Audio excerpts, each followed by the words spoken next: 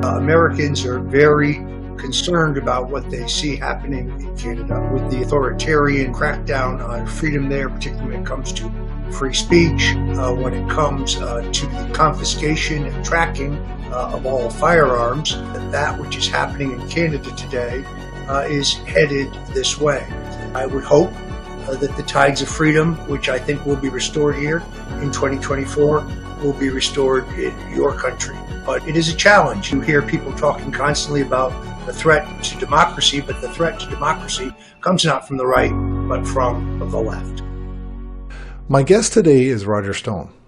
Roger is a controversial character, probably best known to Canadians because of highly questionable felony criminal charges that were subsequently pardoned by President Donald Trump.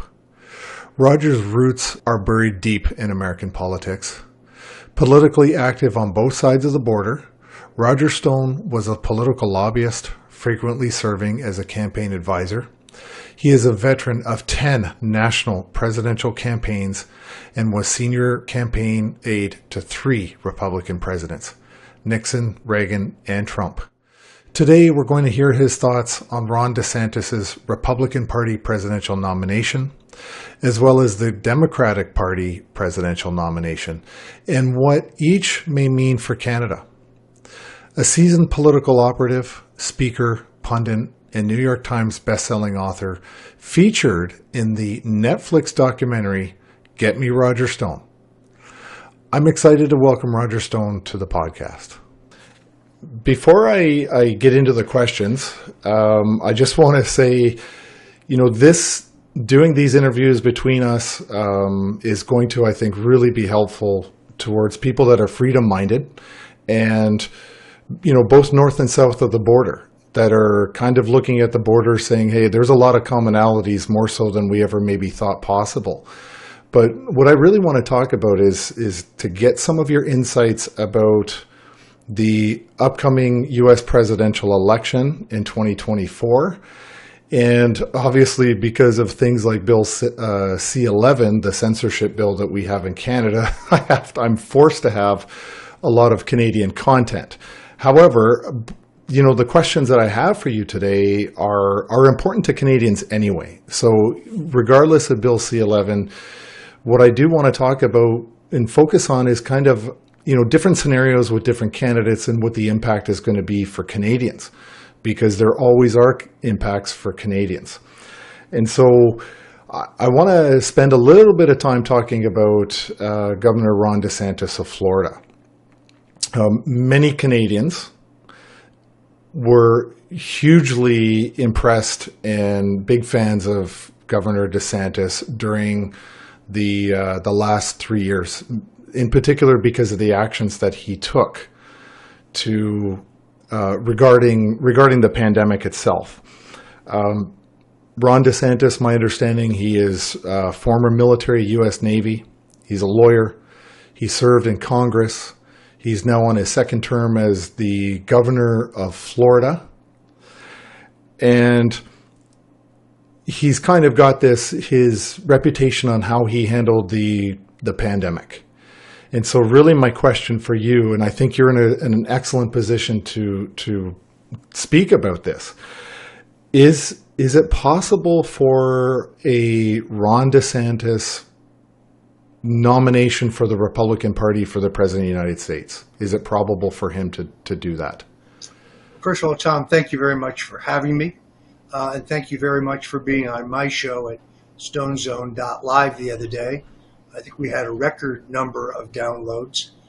Americans are very concerned about what they see happening in Canada with the authoritarian crackdown on freedom there, particularly when it comes to free speech, when it comes to resisting the COVID mandates, when it comes to essentially the confiscation and tracking of all firearms. I think many Americans are smart enough to see that which is happening in Canada today is headed this way. We have something called the Restrict Bill, which has not passed Congress yet, but it is very, very similar to the censorship legislation the Trudeau government has passed, and will make shows like this extraordinarily difficult for people to find and listen to and evaluate. So I am delighted that you came on our show, and I'm delighted to be here today. Thank you. Governor DeSantis is 42 years old. He was just elected to the beginning of his second term as governor. I think it's important to recognize that he owes his entire political rise solely and completely to Donald Trump. When he ran for governor in 2018, Ron DeSantis was an unknown congressman. His campaign was in single digits in the polls. He was having real difficulty raising money. The local statewide Republican establishment in Florida was supporting Adam Putnam, a former congressman, and at that time state agriculture commissioner. That means all 67 Republican county chairmen in the state, every Republican member of the state House and the state Senate, including the Speaker of the House and the Senate President, every member of the Republican congressional delegation, with the exception of Matt Gaetz, were supporting Putnam. It really looked like it was over for Ron DeSantis, and then he went literally on bended knee and begged Donald Trump for an endorsement. Now, that's a little ironic because if you go back and look at it historically, Ron DeSantis did not support Donald Trump for president in 2016, even after Trump had been nominated by the Republican National Convention. DeSantis still withheld his endorsement. It wasn't until after Trump's election that DeSantis saw the opportunity to emerge largely on Fox News, but also on conservative talk radio, as a defender of Trump in the Russian collusion hoax. And we now know with the publication of the John Durham report last week that it was indeed an entirely illicit and illegal hoax. In fact, it's the single biggest dirty trick in American political history.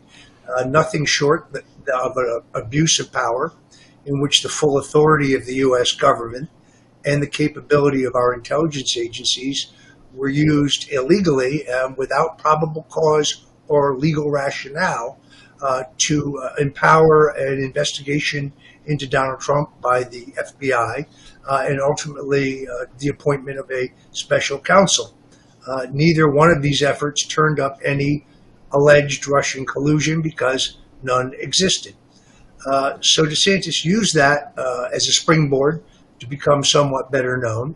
It certainly got him on Donald Trump's radar. Courageous young congressman defending Trump on Fox week after week. So Trump took a flyer. Trump took a risk. He tweeted an endorsement of DeSantis, which completely and totally changed the trajectory of the governor's race. DeSantis zoomed ahead of his opponent, won an easy victory in the Republican primary to become the Republican nominee. But then he was stuck in a very close, hard-fought race with the Democratic mayor of Tallahassee. And Donald Trump changed his schedule to come to Florida 3 times in the last 2 weeks to do events for Ron DeSantis, literally dragging him across the finish line. So I have said, and I stand by this, that I think it's a personal act of treachery, of disloyalty. Many Republicans, many Americans, I think, justly feel that Donald Trump was cheated out of his second term, and he deserves a second term based on the extraordinary performance of his first term, despite the fact that he had a 2-party elite duopoly in Washington seeking to dilute, water down, delay, or kill his agenda. He still delivered. He delivered the most robust economy in American history, record job production, record wage growth, the lowest levels of unemployment among all Americans, Black Americans, white Americans, Hispanic Americans, Asians Americans, young people, older people, urban, rural. It's an extraordinary economic record, the greatest single comeback of the economy in American history. He also rebuilt our military strength, which had been allowed to atrophy under Barack Obama. He appointed scores of conservative judges to the federal bench. He was your first real pro-life president who gave it more than just lip service. He did away with the huge multinational trade deals like TPP and NAFTA that were destroying American farmers and destroying American manufacturers. So many Americans, many Republicans feel he is entitled to another shot at the crown. When it comes to COVID-19, unfortunately, while Governor DeSantis, and I live in Florida, I voted for him twice for governor, the rhetoric doesn't really match the record. If you think that Governor DeSantis was not a full-throated advocate for the safety and the effectiveness of the COVID-19 vaccinations, then you don't know his real record. I would also point out that Donald Trump was calling to open the country back up by Easter of 2020, yet in March, Governor DeSantis was locking the state down. So I think his position on COVID-19 is completely revisionist. The truth is, his record is very, very similar, if not identical, to that of Donald Trump. Now, you will hear, for example, well, he did away with the mask mandates in the public schools by executive order. Well, yes and no. The 7 largest counties in the state, which comprise 3.7 million school children, basically ignored his directive and paid no penalty for it. In some cases, he fined the school boards, only to learn later that he would quietly cancel the fines after getting a big headline out of it. In the 3 largest counties in the state, Palm Beach, Miami-Dade, and Broward, the local governments were allowed to make a decision as to whether they would follow the governor's mandate on masks, and the masks remained in place. So people here were still masked until 2022, and it's disingenuous now for him to say, "Oh well, I would have fired Fauci." Now Fauci's an obvious target, but really the question is, why didn't the governor fire his own health advisors? Why didn't he get rid of those who told him to mask, to push hard for the vaccinations? And then additionally, frankly, after the election, he appointed a man named David Kerner, who was the Palm Beach County mayor, radical leftist.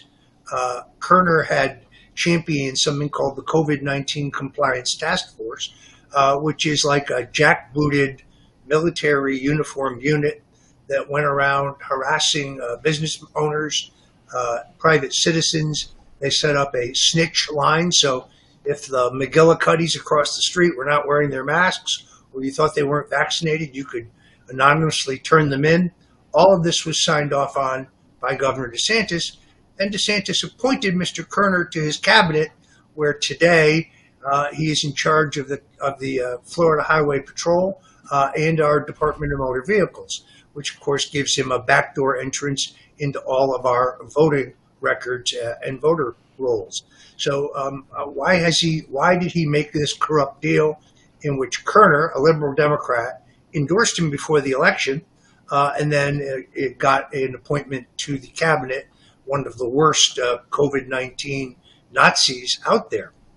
I just use that as an example.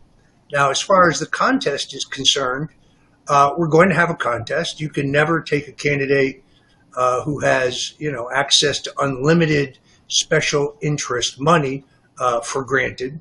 Although if money determined who was going to be our president, well, we would have elected John Connally over Ronald Reagan in 1980. We would have elected Jeb Bush over Donald Trump in 2012, I guess it was 2016. Money is a factor, but it is not the only factor. But DeSantis will have unlimited cash.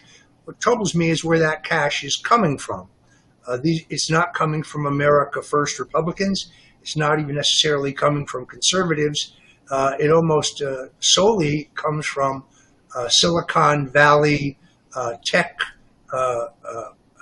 moguls, all of whom are doing business in China. I should say many of whom are doing business in China.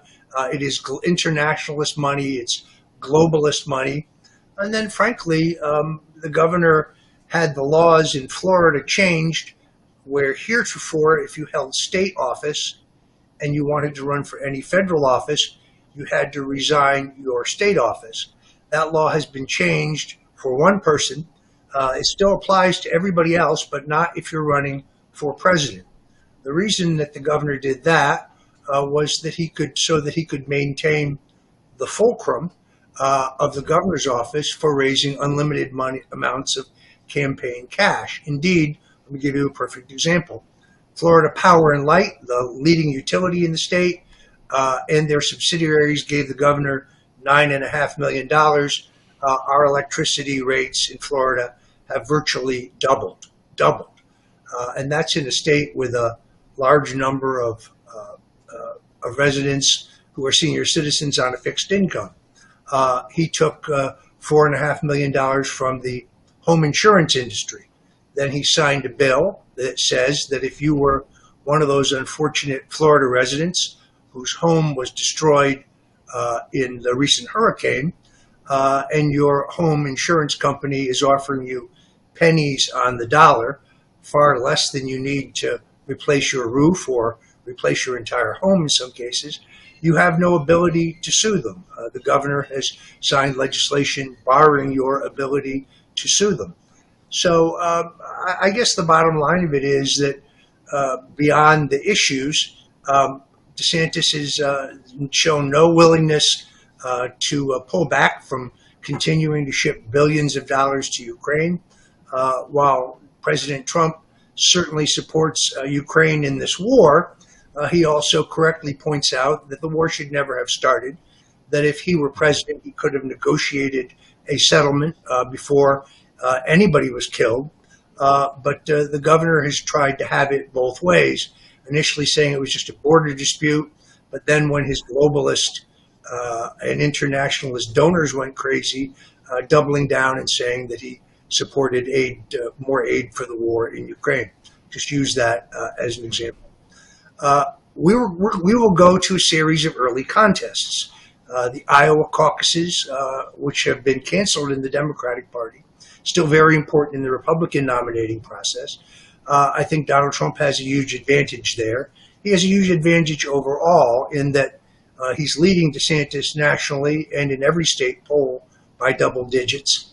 Obviously, Nevada, for example, he leads by 30 points. Iowa and New Hampshire appear to be closer, and that is where, if he's going to break through, Governor DeSantis will have to break through. But his voting record is not ideal for Iowa. He has long opposed ethanol, which is made with corn. Donald Trump did away with the death tax, which kept the family farms in the family. It's a farm state. Iowa is a farm state. It was Trump who canceled the TPP and NAFTA deals, which has been very beneficial for American farmers. It is Trump who negotiated better trade deals with virtually all of our trading partners, which has been very good for American farmers. So Trump has a record to run on that I think is particularly well suited to Iowa. New Hampshire is, of course, one of the most tax-sensitive states in the country. Like Florida, they have no income tax. DeSantis has been the proponent for a 23% national sales tax, which would not necessarily replace the federal income tax as a revenue raiser. So I think, again, the governor is disadvantaged both in terms of his record and then in both of those states. And then, of course, the schedule would go to South Carolina, where I think that the governor is hampered by the presence of Senator Scott, who is running for president, Tim Scott, and former Governor Nikki Haley, also of South Carolina, running for president. Again, one of the things that the Governor DeSantis has not been able to do is to clear the field so that he gets a one-on-one shot with the president. I think the president is sitting on around a hard, intense 40% of the vote. I think he's got upside potential to add another 10 or 12 to that. DeSantis is in the teens. I've not seen him any place above 20. And he has to share the anti-Trump establishment vote with Tim Scott, with Nikki Haley. Chris Christie appears like he is getting in the race. By the way, Chris Christie needs to run. Not for president. He just needs to run. I think all those other candidates pull from that well. We come to the conclusion here. Trump is a heavy, heavy favorite to be nominated. The DeSantis people have tried to make the argument that the reason to endorse or to nominate DeSantis rather than Trump is Trump's inability to beat Biden. The problem with that is that now virtually every respected poll in the country shows Trump leading Biden by a larger margin than DeSantis would beat Biden. So the electability argument is kind of out the window. I would urge those who are enthusiastic about Governor DeSantis to take a much, much closer look. His votes to cut Social Security, his votes to cut Medicaid. Iowa is among the oldest states in the country in terms of age. Those will also both be detrimental. So he is not what he appears to be, largely speaking. He is out of the Bush wing of the Republican Party, the neocon wing of the Republican Party. He's very good at the rhetoric. He's got the rhetoric down. But I would, if I had to bet today, I'm not a betting man, I think Donald Trump will not only be the nominee, but I also think he's the strongest candidate against Biden. Okay. So speaking of nominations, I want to go to the other side of the House here and talk a little bit about Robert Kennedy Jr. now entering the race. And, in my lifetime, obviously I've never voted for an American president or, being a Canadian. But in my lifetime, I can't think of a single instance where a sitting president was successfully challenged for the nomination going into the second term. I don't know if that's ever actually happened. And what's interesting to me, because when I look at Robert Kennedy Jr., I'm not seeing somebody who is aligning with current Democrats or even liberals. I'm seeing somebody maybe more traditional Democratic values, but he's been very successful on gaining world attention for what he's done with children's health defense. The book about Fauci.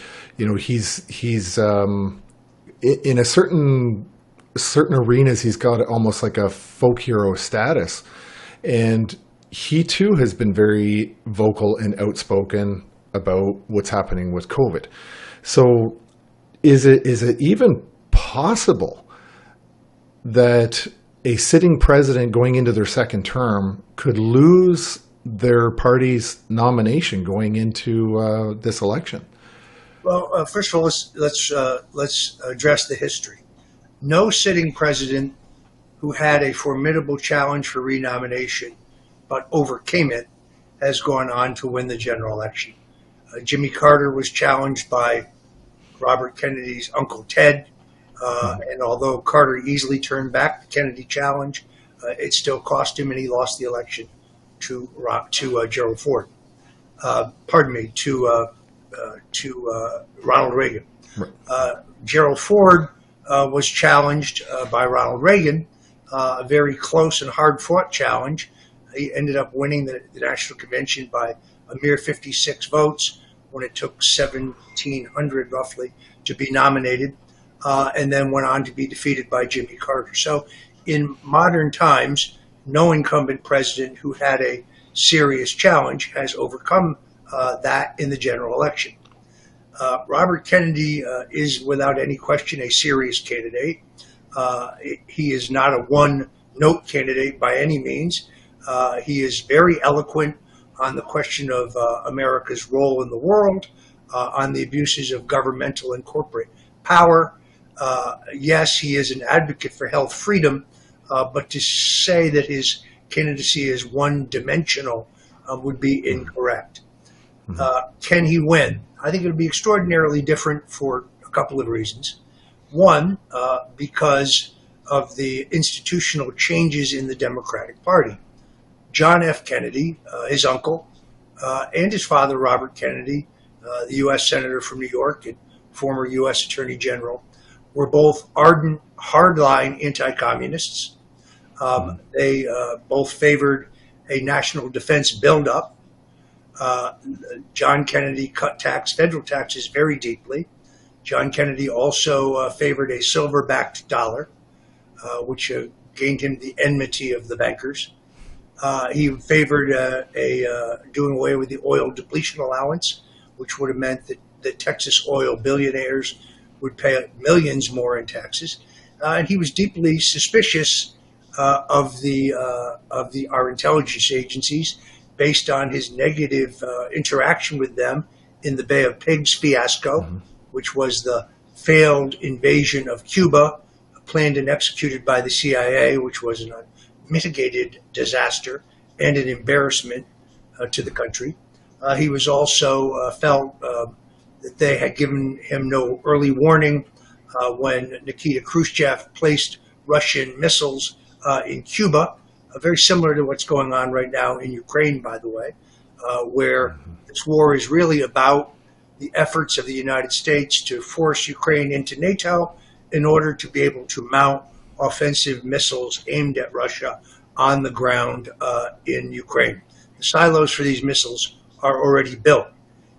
If Ukraine should succeed in this war, those missiles would be dropped in, and they would pose an existential threat to Russia.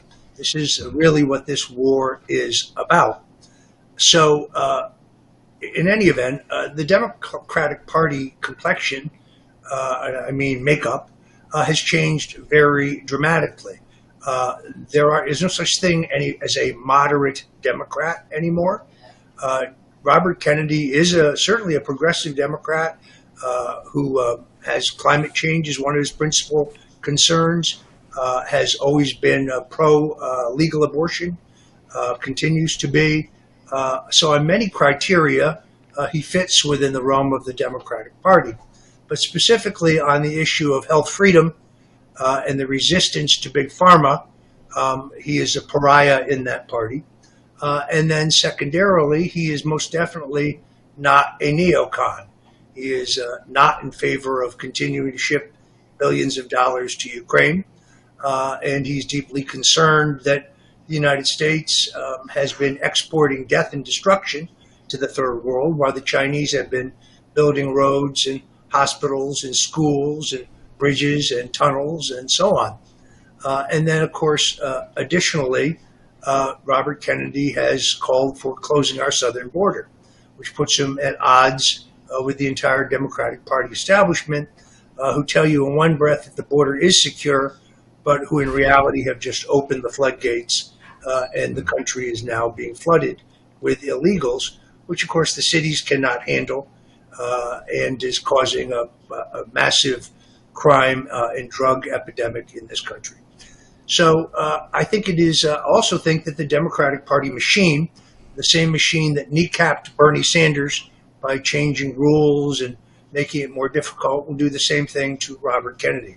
Sensing that he might have a beachhead in Iowa or New Hampshire, they've essentially canceled those contests, or more precisely, said that they must come after South Carolina. South Carolina, a state where a plurality, I think of actually a majority of Democratic primary voters are African American, which leads me to believe that I'm still not certain at the end of the day that a very badly damaged Joe Biden will definitely be the Democratic nominee, or at least the favorite of the Democrat machine. 66% of Americans now do not want him to run for re-election. His approval rating has hit an all-time low at about 37%.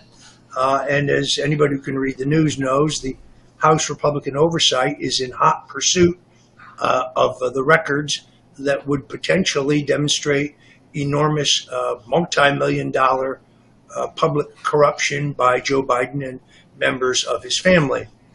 The U.S. Justice Department and the IRS and the FBI are doing their best to stonewall that investigation. It appears to me, as of today, they're going to deny a congressional subpoena for records. When Republicans did that, they were jailed, just to be clear. They were immediately arrested and tried. So it'll be very interesting to see if all these Democrats who rant endlessly about the rule of law believe in the rule of law when it comes to Joe Biden. To wrap this question up, I still think that there's a very high probability that the Democrats could change horses, that Joe Biden could elect not to run again or even resign for reasons of health, and that he would be quickly replaced by Michelle Obama. Now, the more Michelle Obama says she's not interested and she's not running, the more I am convinced, of course, that she is interested and she is running, because that's what she should be saying at this juncture, if I'm correct. Okay. Wow. I never.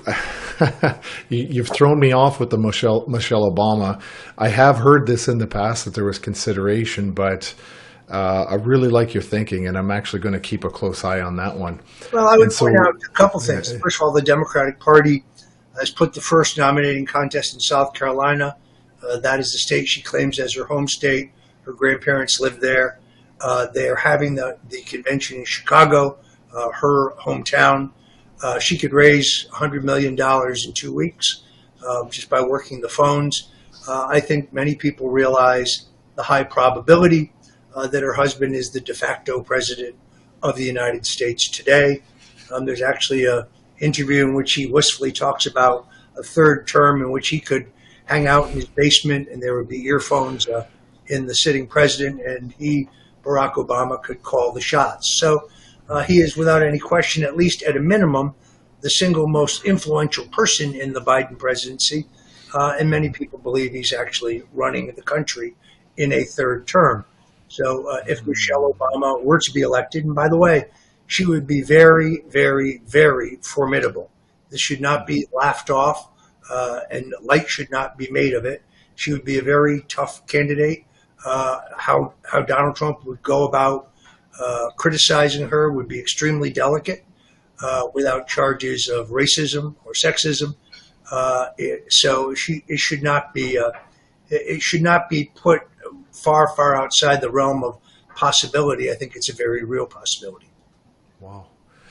Okay, and I know you have lots to do today, so I have one final question for you. Sure. And it really is, let's go to 2024. We have President Donald Trump is back in the Oval Office. Canadians and Americans, we had Justin Trudeau. He doesn't go for re-election in 2025. So we've got a minimum of 1 year overlap between President Donald Trump and Prime Minister Justin Trudeau. What does that look like, that relationship between President Trump and Trudeau? Clearly not good. I think Donald Trump recognizes that Trudeau is a pseudo dictator. That despite the fact that you have a constitution and a Bill of Rights, that your current leadership violates them. I think there would be enormous pressure from the United States on the Trudeau government in terms of trade and other issues. On the other hand, you are a sovereign country. And I would hope that the tides of freedom, which I think will be restored here in 2024, will be restored in your country. You're further down the road towards socialism than we are, but it is a challenge. These are the darkest days in our American republic. You hear people talking constantly about the threat to democracy, but the threat to democracy comes not from the right, but from the left. Mm-hmm. Well, with that, I want to thank you for your time. As always, very generous. And it was so good having you on the show today. I appreciate being here. If folks want to see my show, you can go to stonezone.live, stonezone.live, every day at 5 o'clock Eastern Time. If you want to see things I've written, other videos, or buy any of my great products, for example, your very own Roger Stone paperweight, Stone to which I've signed my name, you can go to stonezone.com and go to the shop there. Also, all my books, The Man Who Killed Kennedy, The Case Against LBJ, New York Times Bestselling book. You can get that at the Stone Zone in the shop. But I would urge you and if I'm not sure we ship to Canada, so if you're in Canada, you might want to get it on Amazon or on Barnes & Noble. as much as I hate giving them their money, I do want you to have this great book, The Man Who Killed Kennedy, The Case Against LBJ, which is my first book and a New York Times bestseller. In the meantime, Tom, thank you very much for having me, and God bless you. Thank you so much. Thank you. If you like what you're seeing and hearing on our Meet Me in the Middle podcast, we want to know about it. My team and I strive to provide compelling content that is of most interest to you. So please interact with me on social media. Let us know what you like, what riles you up, and what makes you feel hopeful during these crazy times. Join my Twitter feed and follow my Facebook and Instagram pages when you visit. I also send a Freedom Updates newsletter right to your inbox with podcast details. Sometimes we even give things away, so sign up on my website. Please hit the subscribe button on both YouTube and Rumble. Be sure to sign up for notifications so you don't miss an episode, and forward this video to a like-minded friend. We're grateful to every one of you for joining us on this freedom journey. We've got a lot more planned, so tune in.